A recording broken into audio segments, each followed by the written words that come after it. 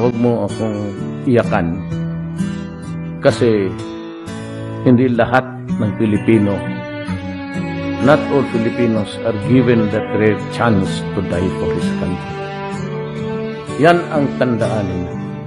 Sa mga nangyayari ngayon, mas nauunawaan ko na ng malinaw ang ibig sabihin ng sa manlulupig, di ka pasisiil sa ating pambansang awit.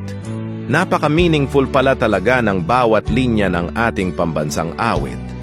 Tingnan nyo ngayon, hindi man tayo pare-pareho ng paniniwala, pero sa pagkakataong ito, nagiging iisa ang damdamin natin.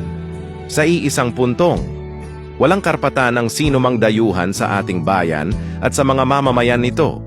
Daan-daang taon na tayong sinakop at pinaglaban ng ating mga bayani. Tapos ngayon, ganon-ganon na lang sinuko ang ating kababayan sa mga dayuhan.